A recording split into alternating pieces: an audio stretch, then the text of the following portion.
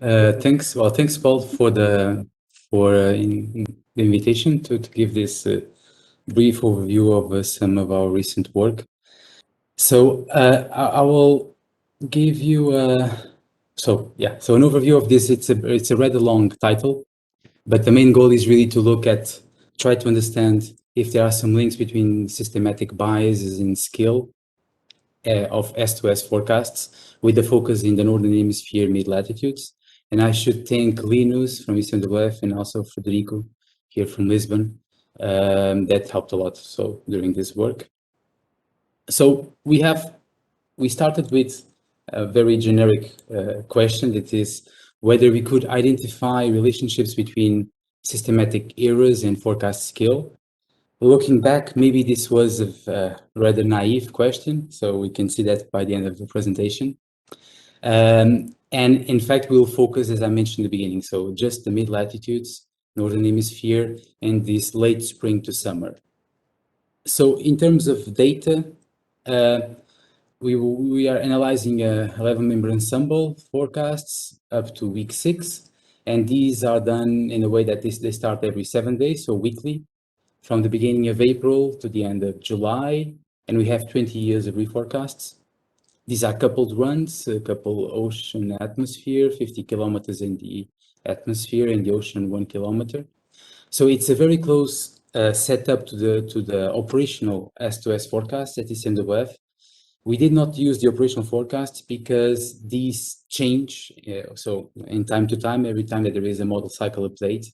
And we didn't have at the time a consistent set of reforecasts with the same setup, in particular the initialization. So these are initialized from Era 5, and we also use the reanalysis as a reference data. There is also an extra land simulation that is it's the same setup as Era 5 land, but ran at 50 kilometers, so at the same resolution as the forecasts. And this is to look a bit more into potential impact of data assimilation in the land initialization. And I will only mention, while I will only work on weekly means of temperature, daily maximum and minimum temperature, precipitation, and soil moisture index. This is the top meter soil moisture that is normalized between field capacity and built-in point. The forecasts are then aggregated into April, May starting dates, and then June, July. And there is a focus on 8 particular regions. And to start, so this is how it looks, the bias evolution of daily maximum and minimum temperature. And these panels I show for week 1, 3, and 5, April, May starting dates, and the bottom, June, July. So what you can see already from here is quite some difference between daily maximum and minimum temperatures, where we have a cold bias of daily maximum throughout all the forecast lead times. They tend to increase, and both April, May, and June, July forecast. In June, July, by longer lead times, it tends to be neutral, even positive, but most of the bias are always cold for maximum temperature. For minimum temperature, it's not exactly the same, it's a bit different. And in particular here, when we look at June, July forecasts, we tend to see a warm bias of the minimum temperature, in particular in more continental regions. And this is already an indication of an underestimation of the diurnal cycle amplitude. And so resuming this a bit, and this slide, it might have a bit too much information, but so this shows for each region that is shown here on this panel here, the evolution of the biases of April, May, June, July forecasts for the lead time up to week 6, for mean to meters temperature, maximum, minimum, then precipitation, where here precipitation is relative bias, and the soil moisture index. There is a bit of information to digest out of these plots, but for the sake of time, I want just to give you 3 main points. One is that, so it really makes a difference, and it is important that we look at the daily extremes, because only looking at the average temperature does not tell us the full story. And this is, well, for example, for the Russia region here, this is Western Russia. It's the dark brown color. If you look here, for June, July, the biases are always very much close to 0. But in fact, what is happening is that there is quite a cold bias for maximum temperature here, and then a warm bias for the minimum temperature. So this, of course, highlights the underestimation of the diurnal cycle, but it shows that it's really important to look at these extremes. Also, and mainly because from a point of view of development and understanding what could be the cause of the errors, because the processes are quite different, the one that drives the daily maximum and the daily minimum temperatures. If we look, another example is the US region. Here is the gray line. We see that, for example, the warm bias that shows up in the mean temperature is mostly due to the minimum temperature, while there is a bit in the maximum temperature, but it's mostly the minimum. And then another feature, maybe I could say, is on the soil moisture evolution that is very different. If we forget this line here that is for the Caspian region, in all the regions, we see that the April-May forecasts, the forecast, they tend to drift to be wetter in the April-May forecast with lead time, while in June, July, they tend to be always drier. And I'll come back to this later on. Then trying to look at the scale, well, in this case, not scale, but it's really the predictable signal that we have. These are signal to noise ratio for all the regions again. And these panels, they show again the forecast for April, May, June, July, and now only for maximum, minimum temperatures, precipitation, soil moisture index.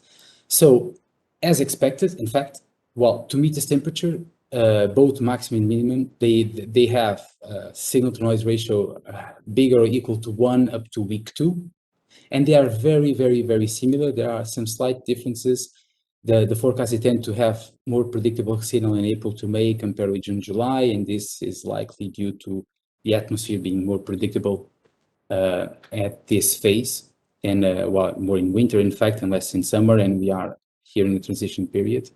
And while precipitation, we only have predictable signaling on the first week. So we have here about of a week lag of difference. What is also reasonably expected is when we look at soil moisture, then we have signal to noise ratios that are above 1 up to week 4 in most of the regions in the 2 periods, and in fact up to week 6 in some of the regions. I will not show now much detail on the anomaly correlations, because in fact they follow very closely the signal to noise ratio results. So all these areas that we see here, predictable signal, we also see that they are skillful when compared with error 5. Then coming into the question I had posed before, and that drove some of this work, was whether we could find some relation between bias and skill. So, and for this we did a rather simple approach. It was to do scatter plots comparing the biases on the y on the x axis versus a measure of skill. In this case, this is anomaly correlation. We have it here for maximum temperature, minimum precipitation. The top panels on week 1 and the bottom panels on week 2. And each symbol is for a region. If it's a circle, is for the April-May forecasts, across for June, July. And we don't see much of a relationship, except here or for week 2 for maximum temperature, where there is, and this SR is the rank correlation that is significant. Of course, here the sampling is reasonably small. We also tried this for the signal to noise ratio and also for bias scores for forecasts below the 25th percentile or above, that I'm not showing, and there was really no signal. We also tried different approaches on, for example, pulling together pixels, but also we couldn't find that much of a signal. So we only find this kind of relation only for maximum temperature, and in fact, where regions where the bias is smaller tend to have a higher anomaly correlation, only on week 2. It might be that maybe there are better ways of trying to assess this using different metrics or methods. So in fact, if there is any suggestion or ideas on this, it would be very interesting to share. And now having a closer look of what is going on, and this is just an example over Central North America. These plots, they show the mean climate for several variables. So this is precipitation, evaporation, runoff, and soil moisture index. This is the 2 meters temperature, daily maximum, minimum, and this is terrestrial water storage variation. In red, you have the mean of the reanalysis, error 5, and yellow, the error 5 land, where here the main difference is that there was no data assimilation. So this is a open loop kind of land surface simulation. And the blue lines is the ensemble mean of the hindcasts of the forecasts. So this is not an ensemble, but so each line is the ensemble mean of a particular starting date. And I want to call attention to a few points. So if we look here at the soil moisture, we have a very distinct drift, if we can say that, drift or evolution of the forecast with lead time between these forecasts in April, May, and then later on in summer. So where we see that the forecasts, starting from error 5 initial conditions, they don't dry as fast in this late spring. And in fact, they get much closer to the open loop kind of simulation.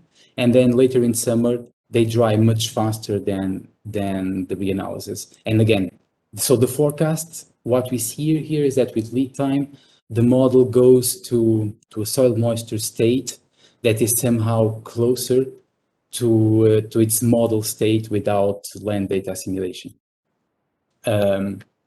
If we look here at the maximum temperature, we see that the model tends to be much colder here in the late spring forecasts. And in fact, this cold bias here then is it explains why the data assimilation is removing water. So it's a way of trying to correct for this cold bias. And similarly, not directly, but also so having this strong warm bias in for minimum temperature. And so another point is that, in fact, we see that these errors, especially here in temperature, there is some drift with lead time, but they are present already on week 1, and in fact, in the short range forecasts. And this is known already. And so this will tend to have, or it might have a cumulative effect in the coupled system, and it could have some implications in scale. But of course, it's not trivial, or not even trivial, or easy to address that, because we cannot have an idealized experiment or simulations where we don't have biases of temperature to further investigate that. So, and going on this line, these are just 2 examples of some ongoing works where we are trying to do some changes at the land surface. On this top one is a use of new remote sensing land cover and vegetation data. And these have impact only on the daily maximum temperature. This is an example of the daily maximum skin temperature. It's the root mean square error versus satellite data from Landsaf. And it's a control experiment minus an experiment with updated land cover, LAI, and vegetation seasonality. And we see a reduction of the biases in some regions. Unfortunately, well, we don't have here the US region, because this product is from the MSG satellite, but it's reasonably encouraging, but it will only address some of the errors of daily maximum temperature. So there is no effect on daily minimum temperatures. Another issue is the underestimation of evaporation during water stressed conditions. And these examples of latent heat flux on 2 FluxNet stations. Gray here is the observations, and these are different setups of the model, and we tend to have, in some stations, quite an underestimation of ET in water stress conditions. And this gets partially, not fixed, but partially, the model gets a bit closer to the observations when we increase the routing depth for these high vegetation conditions. This worked okay for some FluxNet stations and neutral in most of the others. But when we go for global simulations, the results are pretty much inconclusive. We are still looking at it with a bit more detail. And one of the outcomes is that this having a constant and global equal rooting depth might not be appropriate. This is not unexpected. We should expect that plant rooting depths are not constant in the world, but this is an assumption that we have in our model, and in fact in many other models.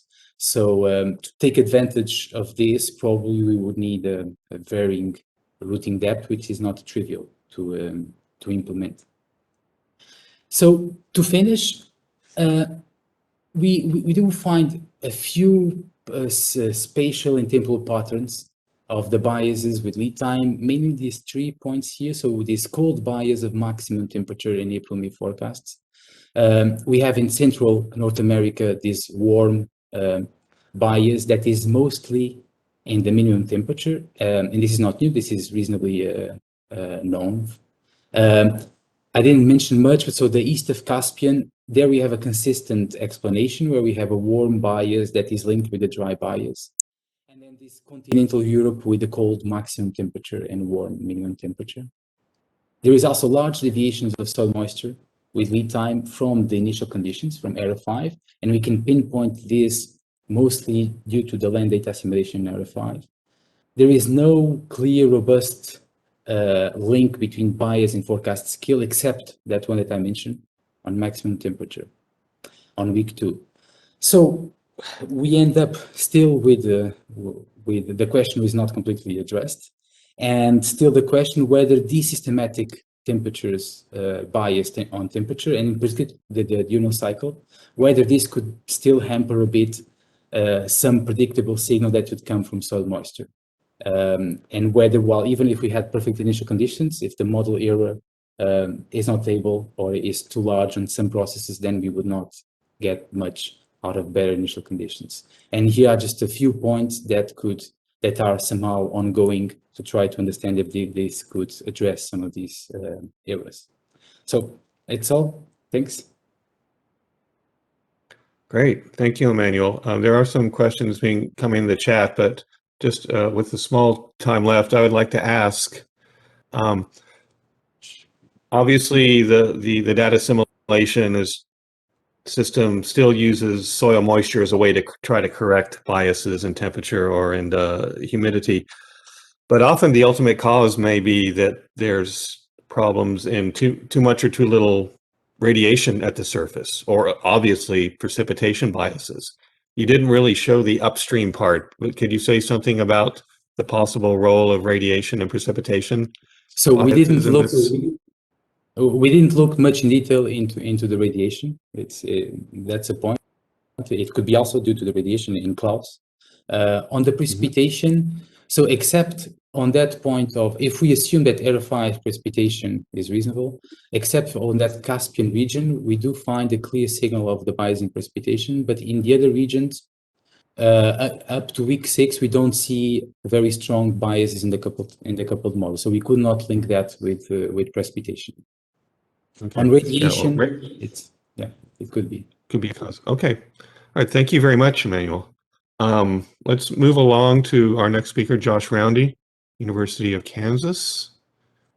Talk to us about drought prediction. Let's see here. All right. Can you see my screen okay? Yes, we see your title slide. Great. Go ahead. All right. Well, thank you for allowing me to speak today. I'm going to be talking about the role of land atmosphere actions in drought prediction. This goes over some work I've done in the past and talks a little bit about some future work that we're working on in my research group here at the University of Kansas. So just from sort of a broad perspective here, we're talking about, I'm particularly interested in drought and the development of extreme events, and land atmosphere coupling plays a role within that, right? And so we have all these complex interactions from the land surface in terms of sensible heating, radiation, latent heat flux, and then how that impacts the atmosphere, and then that causes a feedback system. And so kind of the idea that we're looking at here is we're trying to say, well, how do these feedbacks generally impact extreme events, right? So if we just simplify and say, okay, let's just look at sort of this dry case, right? And in this case, we say, we have dry soils, right? Well, if we have dry soils, we're going to see a higher partitioning of sensible heat as opposed to evaporation, which is going to have an impact on the boundary layer growth.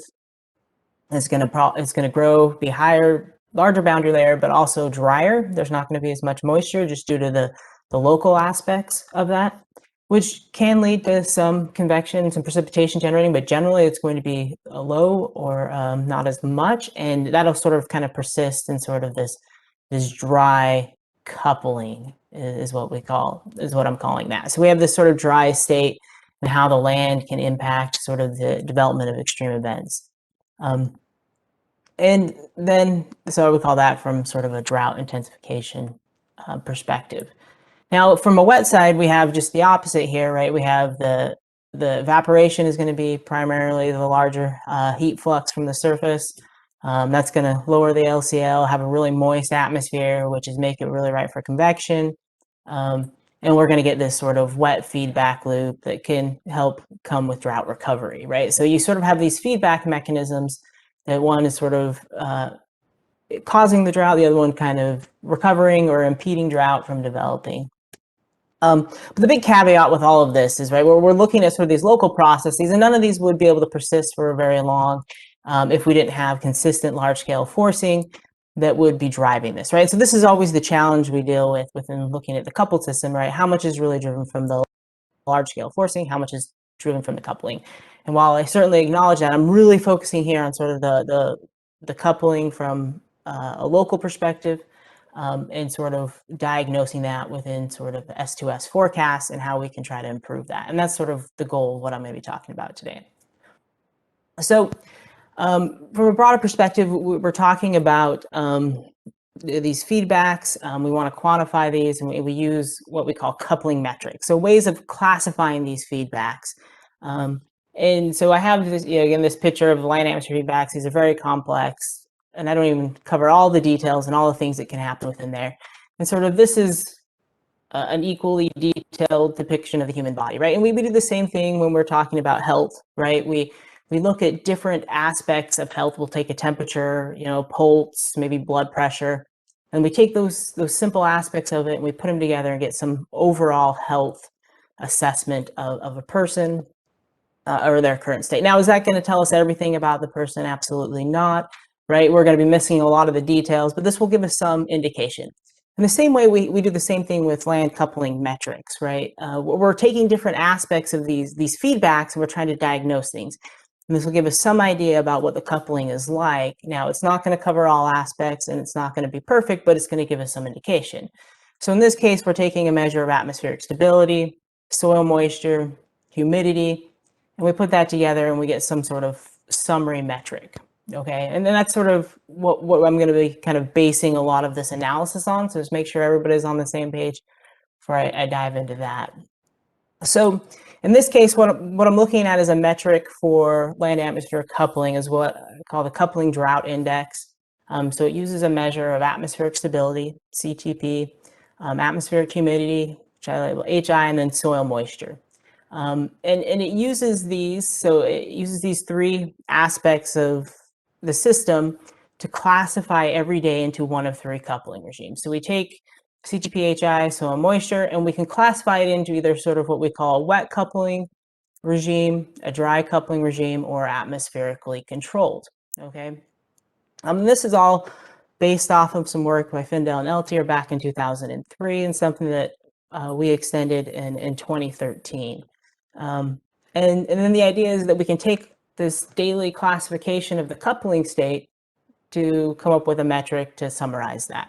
And so I call that the CDI, and it's really just a measure of the dry coupling days minus the wet coupling days over the total days. Now, there's certainly things that it's missing within this, but it gives us some indication of how the coupling is behaving and what is going on. So a positive one would mean all days are going to be in this dry coupling regime. A negative one would mean all days over that time period would be in a wet coupling regime. Right, and if it was all atmospherically controlled, it would be 0. Now, you could also get 0 by having the same number of dry coupling days and wet coupling days, and sort of that's an assumption within this is that would be essentially not a net effect of 0. So you do have some ambiguity in that. So what we did is we looked at the CDI and seasonal forecasting to try to understand, well, what is happening with the coupling when we have these forecasts. So how does this impact S2S forecasting? So this is, again, some work we did back in 2014, but we looked at the CFS version 2 reforecast. And we looked at the CDI over the Great Plains. And so here I'm showing reanalysis climatology. So that's the red line. The black line is also CFSR. So these are reanalysis climatology, but it's just upscaled to the same resolution as the reforecast. So we're comparing apples to apples. So it's best to compare the black line with these different forecast climatologies. And so these were the initialization times for these forecasts.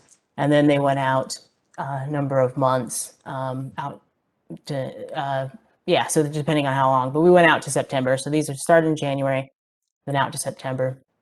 And what you can see here is that quickly after the forecast was initialized, it would dive down into this wet coupling regime. So the CDI becomes more negative. So it's going into a wet coupling regime.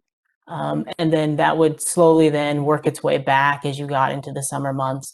But you would see that it had this pretty strong bias in the coupling compared to the reanalysis data. And that correlates really well with the precipitation. You see a similar pattern with the precipitation bias, right? So that we're seeing this link between the coupling and the precipitation bias. So essentially what's happening is we're seeing, it's persisting into this wet coupling regime. So you're getting more of a feedback, which is causing more precipitation, and you're getting sort of this wet bias, right? And so this sort of, again, follows the patterns of the coupling aspect pretty well. Now, as we dove into this to try to understand what was going on within this system, we found that the result of this was a change in brooding depths in response to a warm temperature bias. So when they initialized the forecast, they allowed the brooding depths to go down to the deep soil layer within the NOAA MP model. So the fourth soil layer, which normally it's not part of within the reanalysis. And so it suddenly had access to a large water share, which means it evaporated really high. And it sort of drove the system into this sort of wet coupling regime. And that did fix the temperature bias, but then it caused other problems with precipitation, right? So the big sort of takeaway from this was that, hey, what happens within this coupling really does impact our S2S forecast and our ability to be able to predict things. And other parts of this really showed that our ability to predict droughts is hampered by that. So we've been working more recently looking at sort of simulations within sort of a regional system here over Kansas, Missouri, here in the Great Plains, where we have a lot of this coupling that occurs, especially during these summer months. And this is over a drought. I'm showing some WRF simulations, 4-kilometer spatial resolution with the cumulus parameterization on and cumulus parameterization off. And this is for a 2018 drought in Kansas and Missouri. So this was the initial state in May. And I label kind of a wet region and a dry region that you can kind of follow throughout. This top row here is the LIS land surface only model that we ran. So this is sort of our best observational aspect of soil moisture. So we're looking at the soil moisture here. And then these are from the 2 different model simulations. And you can see that having the cumulus parameterization on, which is a 4-kilometer spatial resolution, which I know a lot of people say you should have off, but it's still a lot of gray area, and there's a lot of things that people are unsure of. So we wanted to evaluate that and see how much of an impact that does have within sort of this drought development. And you can see clearly that the drought just does not develop nearly as intensely in that same way as it does with the QMOF, which models more of the observations, right? So again, it's not just the land surface parameterization that makes getting the coupling difficult. I mean, it's also getting the atmosphere right and getting the precipitation processes right. And that's what makes this such a difficult problem to deal with. And that's also why we're interested in trying to solve it. So this really sort of broader research question of our group is, well, we kind of show that coupling is important, but is it actually possible to get it right? So that's sort of one of the things that we're working on, right? Is, I've sort of simplified things and saying, oh, we have this dry state and this wet state, but in reality, we have a lot of heterogeneity in the land surface. We have some spots that are going to be wet, some that are dry. How does all that coupling play together? and how does that impact things, right? And that how that evolves within an S2S prediction, especially what I'm interested in is trying to make these predictions, May, June, July, August, so summertime over the Great Plains. And that really impacts what our future state is going to be. So there's sort of two perspectives here on the way we can answer this, right? Is we're kind of answering this from one that says, yes, we can possibly get this coupling right, but probably only at certain spatial and temporal scales. So we just really need to work on the model and understanding that. So we're doing a lot of WRF simulations and trying to understand what's going on regionally and trying to understand the mechanisms that are driving that. On the other side, we're also sort of saying, well, maybe it's just not physically possible to get all these coupling aspects right, because once one kind of dives off into a different world, so to speak, it's going to be difficult to bring that back. So in that sense, but we can say, well, maybe there's still some usefulness in the S2S forecasting, but that if we combine that with statistical models, we can get better predictions and improve our predictions from that perspective. So we're kind of working in both these camps. And I'm going to talk a little bit more about sort of what we're doing within the statistical world and sort of the basis for that here for the rest of this talk.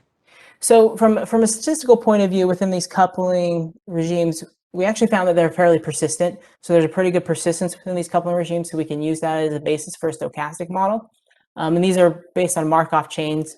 So this is sort of a depiction of how it works. I'm not going to go into the details, but basically, if you follow the red here, we do the prediction of the coupling state. So this is just a Markov chain based on an initial condition.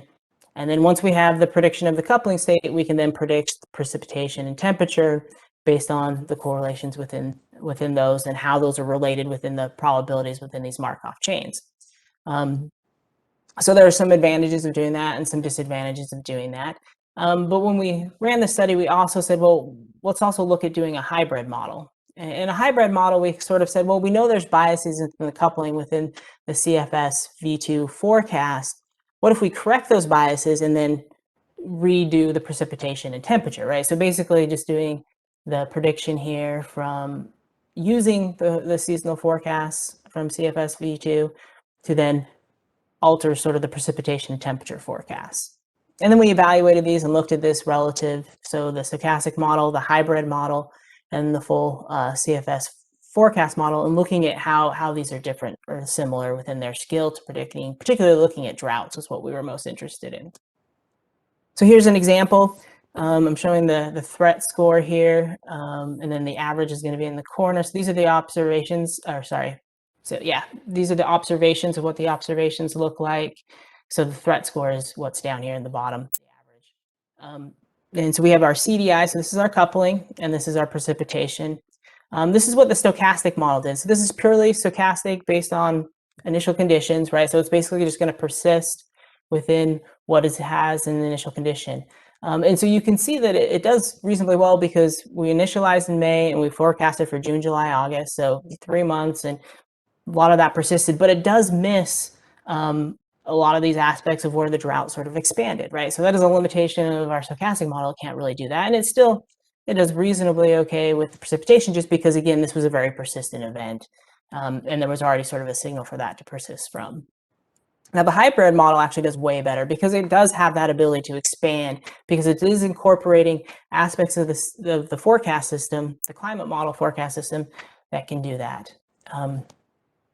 And so we see that both the CDI, so the coupling, has a better prediction, and the precipitation was a better prediction. And if we compare that to the full climate model, you actually see that the hybrid model outperforms it and does a better job within that. Now, so this is just an example for one drought. If we look at other drought events, looking at these same 3 different models, so showing a quick summary here of that, we have the CDI here. So this is the coupling. These are, again, the average threat scores here for each of these different droughts. And they're ordered by the intensity of the drought over the US.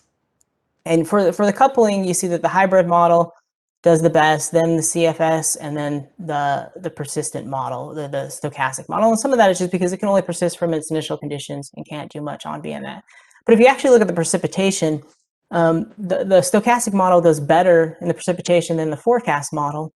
the climate model, but the hybrid model does the best of the two, right? So really trying to get at this hybrid model, I think, is the way to go in terms of trying to correct some of these biases that we see based on these coupling mechanisms that we can hopefully model a little bit better.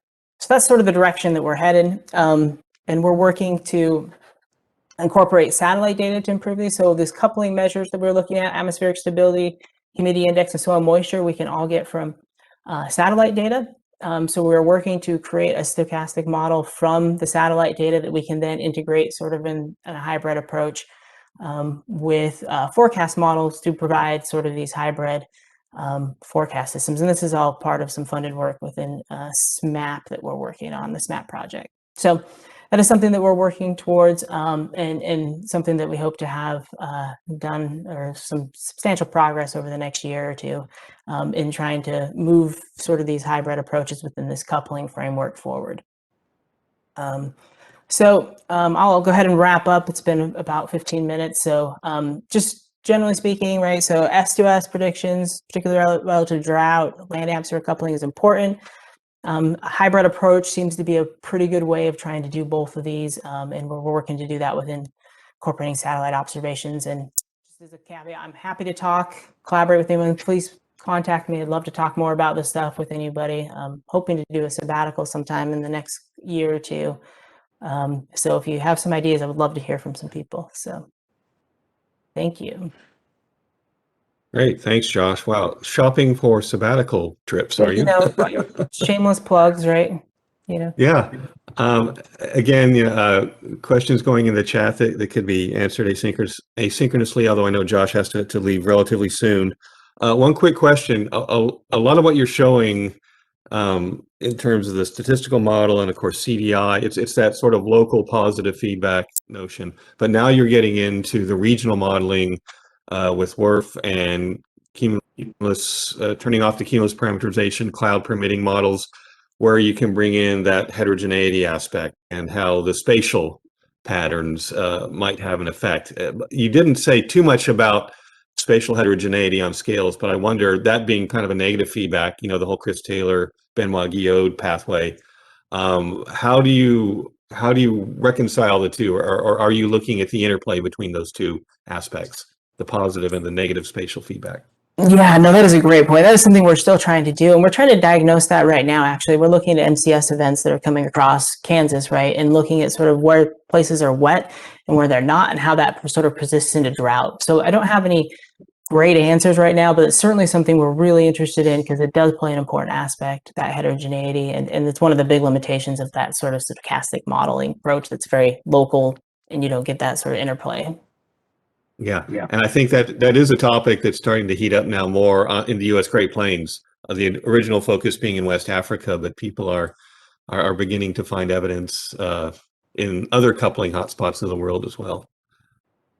Great, thank you very much, Josh. Again, please, questions into the chat box. We're going to move along to our third speaker, Gabriëlle de Lannoy at University of Leuven in Belgium. Will be speaking to us, and go ahead and grab the ball there, if you will. Gabriëlle will be speaking to us about the very tricky problem of assimilating satellite data for the land surface. So please take it away, Gabriëlle. Okay. Okay, looks good. Everyone, do you see my screen? Yes, we see the full screen. Perfect. And you hear me fine then too. Good. So great to be here, and thank you so much, Paul, for the invitation to discuss a little bit of our work. I also want to acknowledge the contributors here to my slides. There's many more that I couldn't all list. But as Paul already introduced, this is about satellite-based microwave data assimilation. And see if I can move. We'll start with quickly going over the land surface system. Just a quick check. Do you guys see like the little bar, or is that not bothering? I guess you see the full screen, right?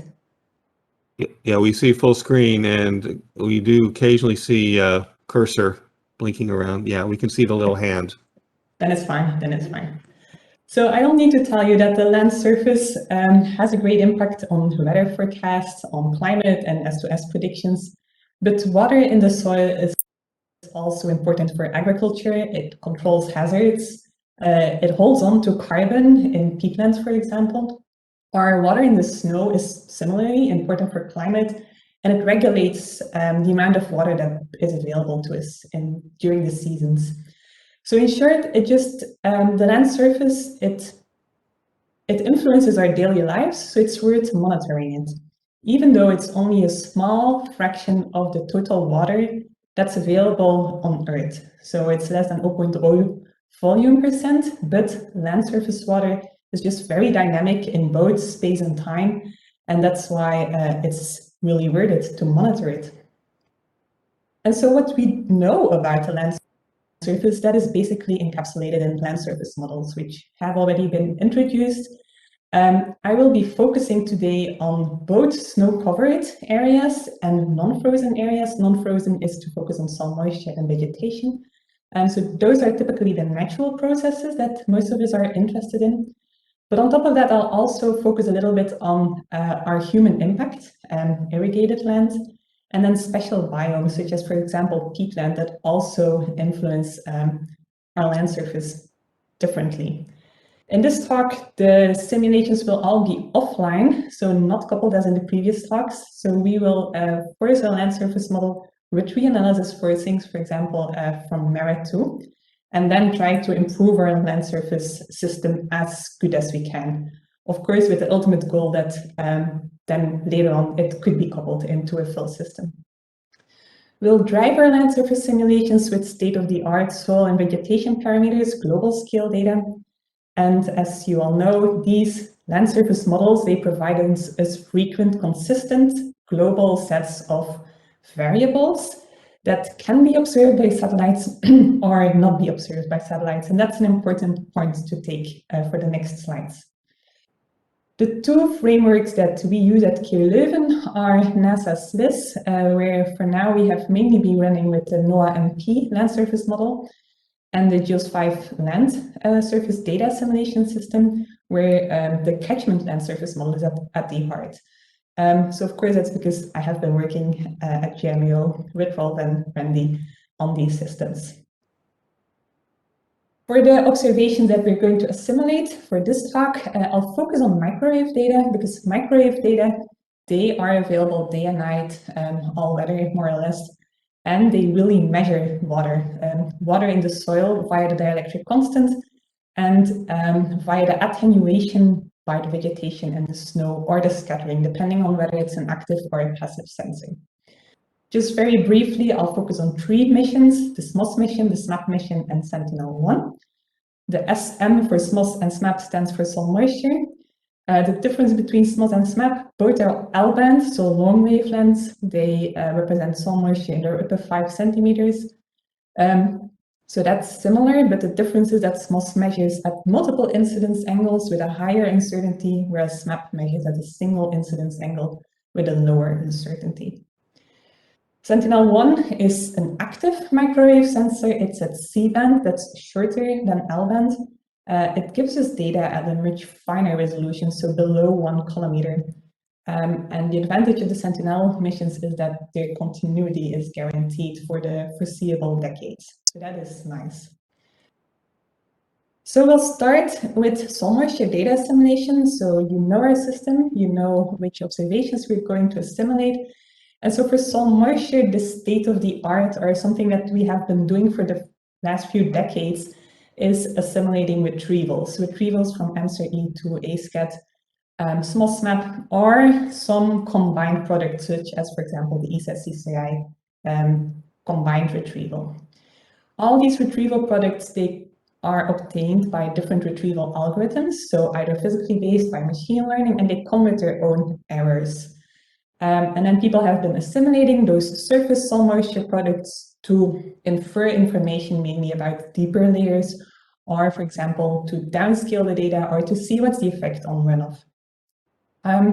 The figure on the bottom is just an illustration, that time series for, it's about 13 years, where you see we have an abundance of data. This is at the pixel, I think, in France. We have an abundance of ESA-CCI data, and now we have to make sense of that abundance of data. And how do we do that now? Well, we have to optimize our data assimilation system by making sure that we optimize the errors. And that's what's shown on the right, just as an illustration. We want to make sure that the actual errors match with the errors that we put on our data assimilation system. So that is work that can still be done to improve the state of the art of retrieval data assimilation, or to merge different satellite products individually. So there's still scope to improve that. But I won't focus on that today. I'll go more into the other type of soil moisture data assimilation, where we assimilate the actual microwave signal, passive microwave in this case, from SMOS or SMAP. And that means we're assimilating the brightness temperature rather than the soil moisture retrieval. One of the probably famous products right by now is the SMAP level 4 product that's led by Rolf Reichel at GMAO, where we essentially assimilate the SMAP brightness temperatures into the catchment land surface model, and then we obtain a 9-kilometer 3-hourly product of both surface and root zone soil moisture and all other variables. So how does it work? From the bottom left, we have a CLSM, so catchment simulations of soil moisture temperature. We propagate those through a radiative transfer model, and then we simulate the antenna pattern to simulate brightness temperature, what the satellite would see, but now based on the model. And then we contrast those simulations to what the satellite actually sees. In this graph, it's from SMOS, but it could equally be from SMAP. The difference between those simulated and observed brightness temperatures is then used to downscale the data and partition the brightness temperature differences into updates for soil moisture and temperature. What is the result? It's maps like that, for example, for root zone soil moisture here. So it's not the observed surface soil moisture, but this is the root zone soil moisture. And it's a nice, completely filled map at 9-kilometer resolution. You don't see the satellite tracks because everything is nicely blended. Now, this SMAP level 4 product does not only assimilate SMAP brightness temperatures, it also benefits from precipitation corrections. And so one could ask the question, well, what is now contributing most? Is it the precipitation corrections or is it the SMAP brightness temperature data assimilation? And for that, Rolf recently published a paper where he compared the SMAP data assimilation output to 3 reference cases, a control run where there was no precipitation correction and no data assimilation, then a simulation where there was only precipitation correction, and one where there was only SMAP brightness temperature data assimilation. At the right-hand side, you see the skill in terms of surface soil moisture and root zone soil moisture. So compared against in situ data at core validation sites. And here it's in terms of correlation. And you see that the control run has the lowest correlation, and either adding precipitation corrections or brightness temperature improves the skill, but doing both is actually resulting in the best performance, both in terms of surface and root zone soil moisture. On the left-hand side, you see the effect on the runoff over the US at different gauges. And here it's a difference between the level 4 product and the control run, where you see overall a positive impact. And there we can tell you that most of the improvements come from precipitation corrections. So starting from this operational product, I have 2 applications. One is where we used this system and we further updated it so that the model itself would become better over peatlands. And then we assimilated SMOS brightness temperature, so similarly to SMAP brightness temperatures. In this case, because peatlands, they have a very good connection between surface soil moisture and shallow groundwater, it's actually really neat because by assimilating brightness temperatures, you can update the groundwater, which is typical, which is very unique for peatlands. And so we did 2 simulations, one with the default catchment model, one with the peat module. And on the bottom, you see the results by evaluating the results in terms of groundwater to in situ data. And you see, for example, the unbiased RMSD is much improved if we apply peat CLSM. If on top of that we do data assimilation, we have a slight deterioration in terms of RMSD. But if we look in terms of correlation, so that's the B and C, graphs, you see that PCLSM is improving the correlation, but data assimilation on top of that is further improving the groundwater estimates. So it's a satellite observation of the surface, but we're really improving the groundwater, which is unique.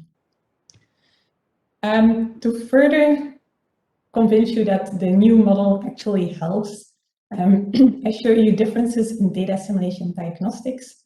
So the differences between observation and forecast in brightness temperature in the top, and in the bottom, it's the increments. So how much water we add or subtract from the system.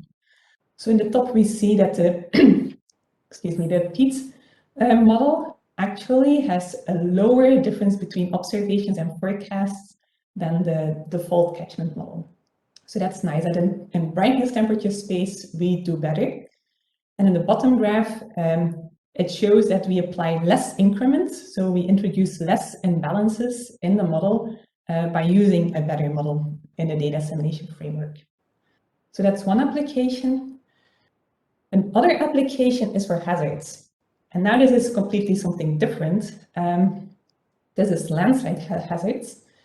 On the top left, you see where landslides happen and how often they happen in a pixel of 36 kilometers. And then below, bottom, to the middle and the bottom figure, you see the availability of SMOS soil moisture retrievals, heavily screened for quality control flags, and SMOS brightness temperatures, as an example. You can see right away that if you screen the SMOS retrievals well, then you basically exclude quite a lot of landslide areas. And the same in terms of brightness temperatures is quite an area that's screened out because of RFI, so radio frequency interference. So in the right-hand side, you then see how many of our landslides are actually covered by satellite data, either at the time of the landslide or 7 days before. The first 4 bars there, well, the first 3 bars tell you that SMOS, we have less than 50% of the landslides covered. With GRACE, which is a gravity mission, we have many more because it's a coarse mission and it's not so susceptible to mountain problems in the mountains for retrievals. The same holds with SMAP brightness temperature. So now the question is, could we still use those satellite data in a data assimilation system to improve our predictions of hazards such as landslides? And so to illustrate that, on the left here, you see 2 time series, the top for surface soil moisture, the bottom for root zone soil moisture. And at the vertical line, you see when the landslide happened. So the open loop, the model-only simulation in red, shows you no indication that the landslide could have happened. Now, if we do data assimilation, in this case with the all the different dotted lines are different data assimilation runs, but just let's focus on the blue ones here. You see that the data assimilation actually helps to correct the soil moisture, and now the chance for landslide becomes higher. So the data assimilation actually helps here to correct both the surface and the root zone soil moisture at the time of a landslide. I won't go into details on all the plots on the right-hand side, because on the left-hand side, that's one landslide. Of course, we looked at all the landslides. What that figure says on the right-hand side is that we do not get an improvement everywhere.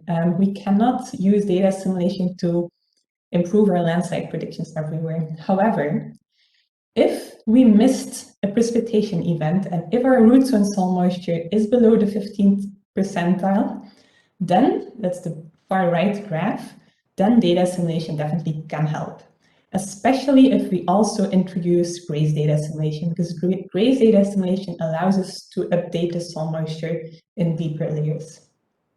Also very nice is that the SMAP soil moisture, the SMAP level 4 operational product, so that's the orange color here, also has quite some impact. Even though it's only a surface observation, it can still help to improve landslide predictions. So this was all at a very coarse resolution 36. Now we'll go to a little bit of a finer resolution and we'll use Sentinel-1 active microwave data.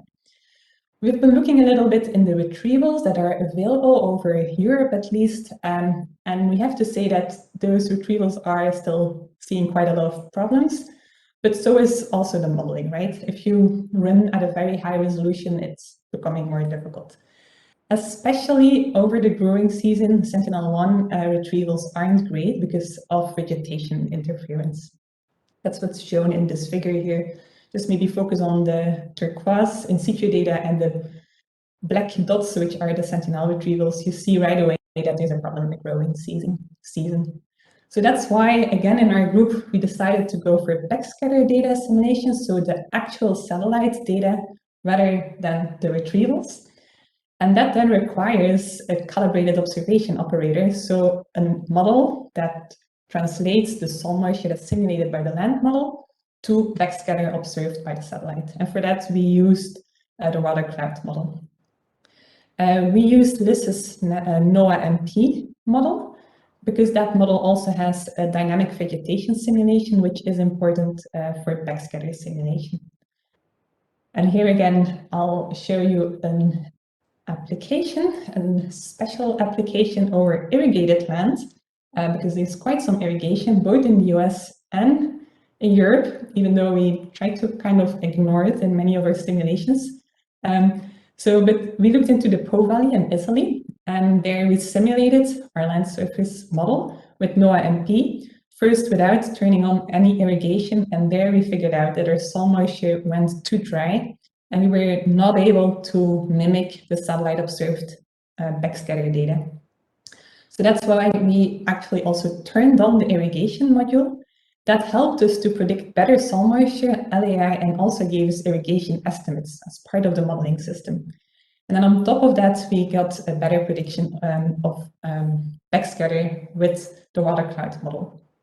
So that's what's shown in those two time series here in pink. It's the soil moisture. The top is without irrigation and the bottom is with irrigation. The blue dots are the Sentinel VV observations, and you see that in the growing season, they stay pretty stable, the observations, whereas the model declined if we didn't turn on the irrigation. So you feel it coming. That's the first part, right? To prepare the modeling system, prepare the observation prediction, and the next part is then to assimilate the Sentinel-1 VV data. And that's really nice because that allows us to both update soil moisture and LAI, but also to update irrigation estimates. And so that is work in progress. At some individual fields where we have irrigation estimates, we see that by assimilating Sentinel-1 backscatter, we actually improve our irrigation estimates. So that's the bottom figure here, where you see the irrigation estimates. In green are the observations, blue is the open loop, and then in orange is the result after data assimilation. But this is just one or two sites.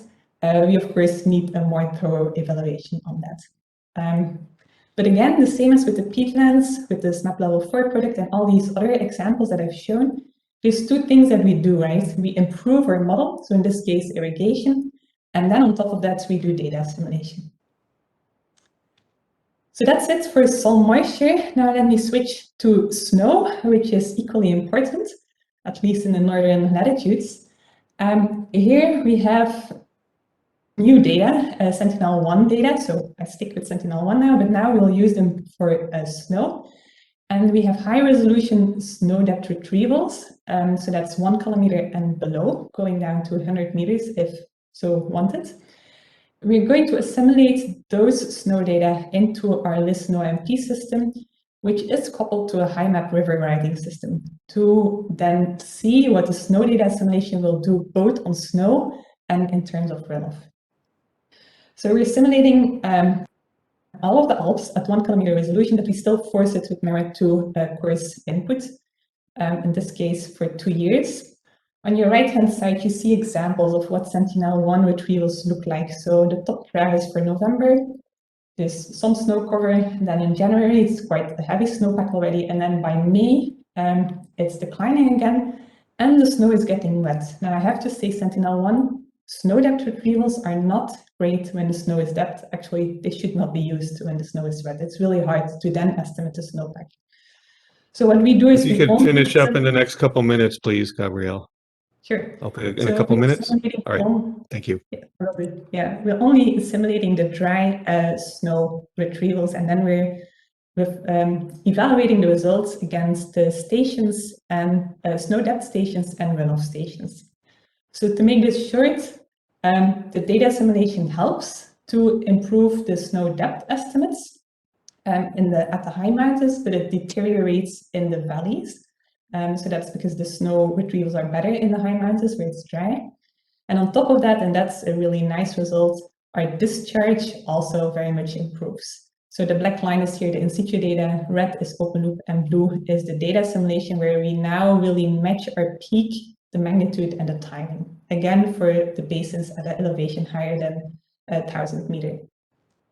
So I hope I've convinced you that we can use data assimilation to improve all these different applications, either via, and then we can use both model improvements and say that the satellite-based data assimilation to get the land surface better. And I've illustrated that with both SMOS and SMAP data assimilation and Sentinel-1 data assimilation. Of course, for the future, it would be great to embed these systems into fully coupled land atmosphere systems. Thank you. Thank you very much, Gabriëlle.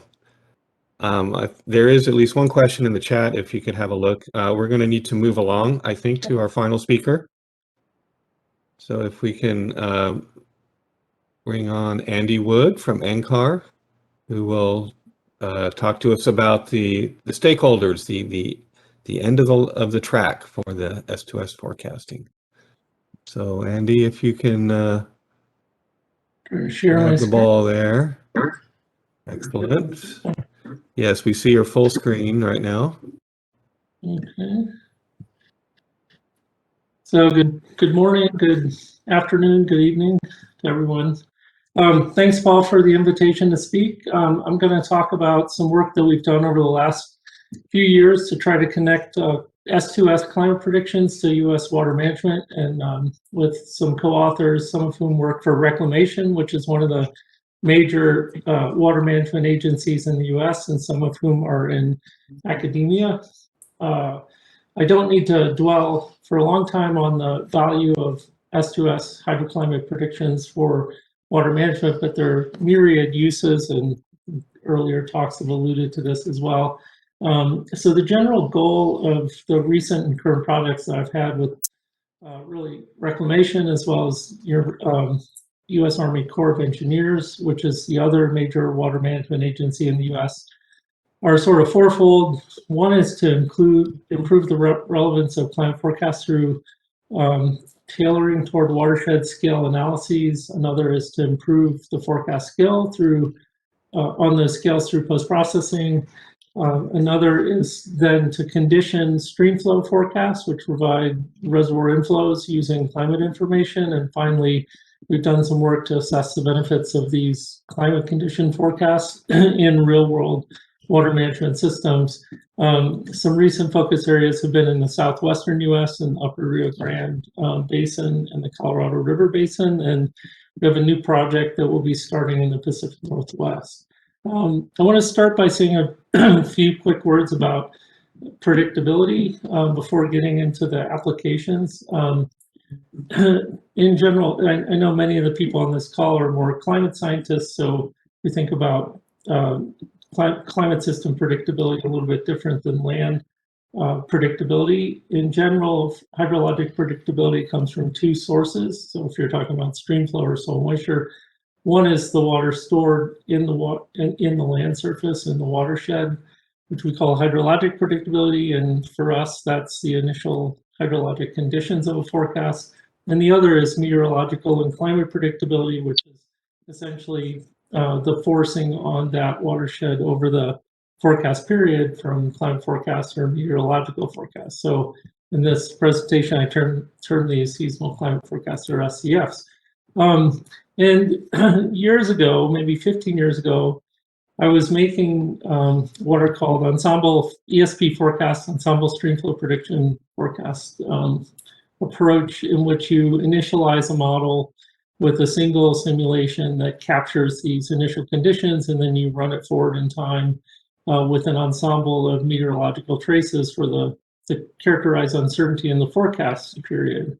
And noticing that as you do this as expected, and this is a series of hindcasts for a spring runoff volume, starting in August and going through July. The volume ends in July.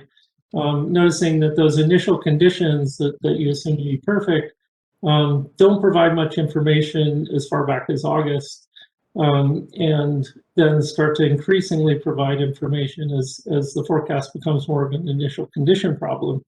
And I made some forecasts in April in California and noticed that the forecast had almost no spread. And I thought I'd made a mistake because I was putting in all this uncertainty on the climate side in the forecast period. And then I realized that all the signal for that forecast was coming from the initial condition. And the climate forecast had very little impact on that forecast. And so I started doing some perturbation experiments, running forecasts in a different way, where I perturbed the initial conditions and then gave it a perfect climate forecast to see how the uncertainty would propagate through into the forecast period. And I called this reverse ESP. And you get, when you do this, you get a very different pattern of predictability. Early in the year, the perfect climate forecast provides a very strong signal matching up with these blue are the obs, in contrast to the initial condition type of forecast we typically run. So in any case, using models, here's just an example of a watershed model trained in a high elevation location in Colorado that sees a lot of snow. We can do these perturbation experiments and explore when climate forecasts have impact on seasonal runoff and hydrologic predictions. And here's just an example of that type of analysis where through perturbing the amount of skill or knowledge in the initial conditions, this is on the x-axis, or in the climate forecast, you can create these sort of gradients of runoff prediction skill and see how they relate to these two skill sources. For instance, if you make a forecast for a cold period, January through March in this particular basin, this plot over here shows the sort of hydroclimate pattern of the basin. The runoff skill is almost all dependent on the initial condition values, because the climate forecast is just driving the accumulation of snowpack during that period and not affecting runoff. But as soon as you get into the spring, where there's a lot of variability in climate, the runoff or snow starts to melt, and you get a lot of variability in runoff, then the climate forecast information becomes dominant on the system. So the main takeaway here is just that if you're thinking about the value of climate forecasts for water resources, there are different controls going throughout the season such that at some times of year they're paramount, and at other times of year they really don't play greatly into a runoff forecast. So this is for 3-month runoff predictions. Fortunately, the time of year when climate forecasts are very impactful for runoff forecasting is the time of year when management groups are paying a lot of attention to what's coming down the rivers to fill the reservoirs. And this is in the Western US, this is in the spring, sort of starting January, February, March, leading up to through July. So I'm just going to go through an example of a study focusing on the upper Rio Grande and parts of the upper Colorado River Basin in the Southwest US, in which when we looked at, and this is in partnership with Reclamation and other agency groups, when we look at the skill of or the errors in forecast over a long period, and this isn't from operational forecast, for a number of forecasting locations, this is the y-axis, we can see that the early parts of the period had a tendency to under-forecast, and the later parts of this period had a tendency to over-forecast. And there's a lot of evidence, and we did a earlier study on this with using CSM, sort of global Earth system modeling observations and paleo data to suggest that this trend in under forecasting to over forecasting could be related to warming that we've been seeing in the basins, which can affect the spring runoff. So it prompted the question, of whether or not we could use temperature forecasts to help sort of add information to this prediction of runoff in the spring period. So this led to another study led by Flavia Lehner, who's now at Cornell, but together with colleagues from Reclamation and a colleague from ECMWF, Florian Pappenberger, and one from a statistical forecasting agency in the US that makes water supply predictions. Typical framework for their predictions is a regression of measured snow plus antecedent rainfall or flow. And the hypothesis here is that this relationship has been changing due to warming, so that if we incorporate a temperature forecast, we can add information about that changing relationship between snow and rain and future runoff. So, and here's an example of how this trend in temperature over the basins, or the spring temperatures over the basin, have changed over this in this runoff period. This shows observational trend compared with what you can find in the CMO5 archive, as well as in seasonal forecasts from NMME, and then the I believe this was the System 4 data set from ECMWF. So in this study, we just added temperature as or forecasted temperature as another predictor. What we tended to find was that using that additional information, you could get a marginal sort of improvement in forecast skill, which is interesting. Every small improvement is useful. What we found is you won't get any silver bullets on using climate forecasts to improve streamflow predictions, but if you can get 5% from one source and 5% from another source, essentially you are able to kind of move the dial on forecast skill. That was one study.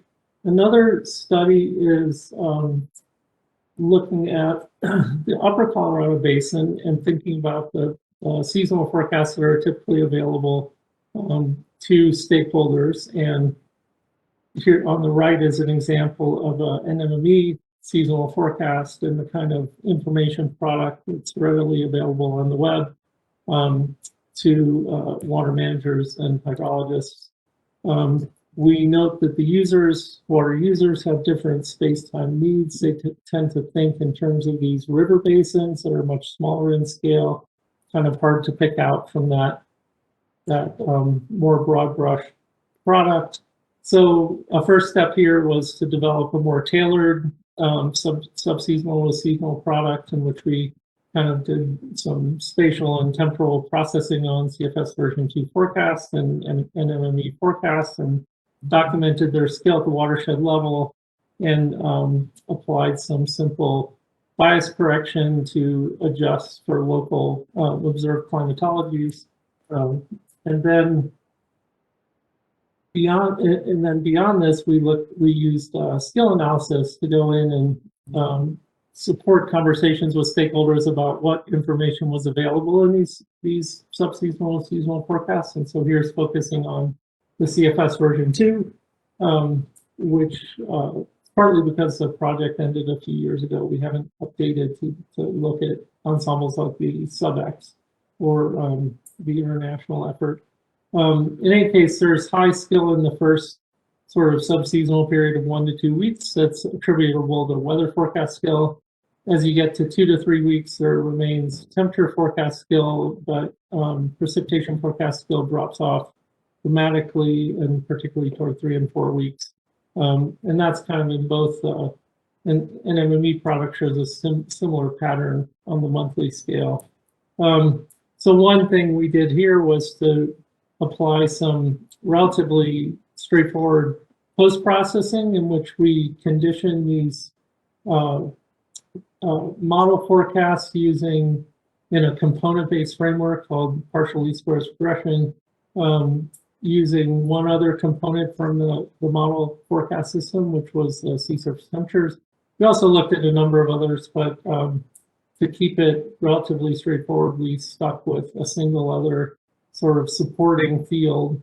And informing these predictive components, we're able to improve the skill somewhat for precipitation in places and more dramatically for temperature.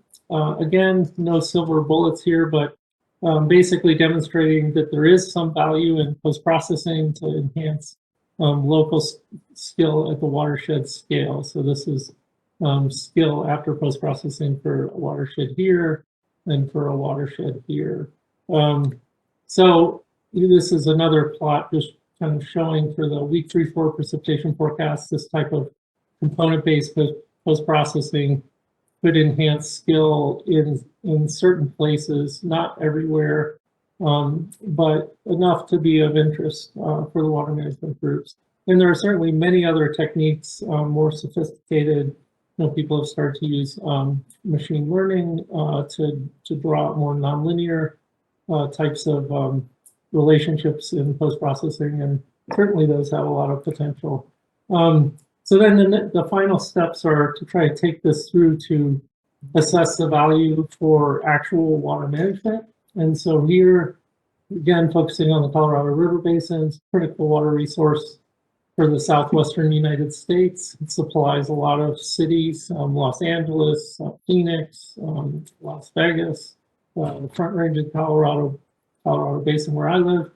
And so what we basically did was use climate forecasts to kind of shape or condition, and the climate forecasts are from NMME, to shape or condition ensemble predictions from a river forecasting center that provides operational forecasts for this basin.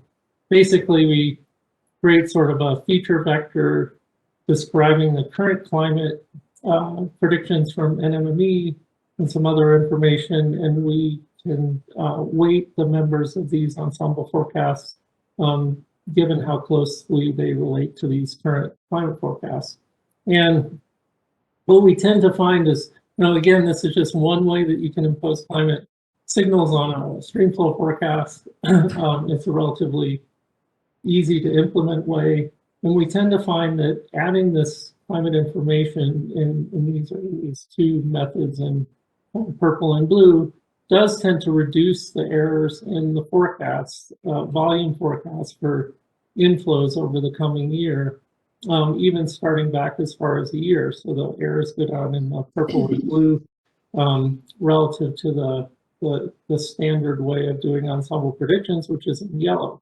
So that's a positive result.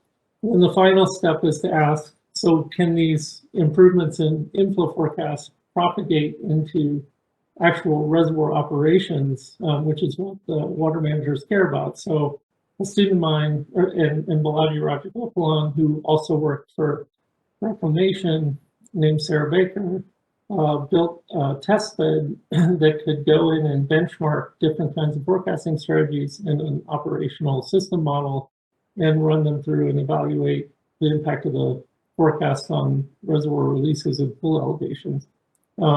This is just a quick schematic to show kind of what this reservoir system model looks like, resolving these two major storages that really hold the water that's used across the Southwest. We used several ways of looking at climate forecasts, whether to break them into granular assessment of climate in different major parts of the basin, or just to use the entire basin average climate predictions as the conditioning factors. The types of predictions that are made go out a year to 2 years, and this is just showing how these pool elevations vary from year to year, occasionally crossing really critical thresholds, such as sort of a shortage condition threshold in one of the basins more recently. So this is where the forecasts become really important in predicting whether the lakes will cross those thresholds. Other times, still a forecast probably doesn't matter all that much to release decisions. And what we generally find is you can propagate this forecast information into improvements in the predictions of these pool storages. So you start from what we often think about as kind of a minor or very, minimal to moderate skill in temperature and precipitation predictions at S2S levels, but you can, through various steps, take it all the way through to the point that it actually does improve reservoir operations predictions. So that's my final slide. It's kind of the end-to-end approach. I think the firm findings from our study are that S2S temperature and precipitation forecasts do have usable skill in water management. I think understanding when and where hydrologic predictability benefits from climate forecast skill is really important. That temperature predictions alone, as we saw in the Rio Grande, can improve slightly the skill of seasonal stream flow forecasts. This tailoring of the products seems to improve their relevance and accessibility for sectoral users such as water management. The post-processing is definitely a promising element we should do more of and become more sophisticated to enhance climate forecast skill. I think the creation of these new test beds that lets us benchmark different approaches and products against each other is going to be really critical to moving forward. And finally, being able to work in integrated teams that go end to end from climate to hydrology to water systems expertise are really a key. So with that, I'll stop. Invite questions. Thanks. Thank you. Thank you very much, Andy.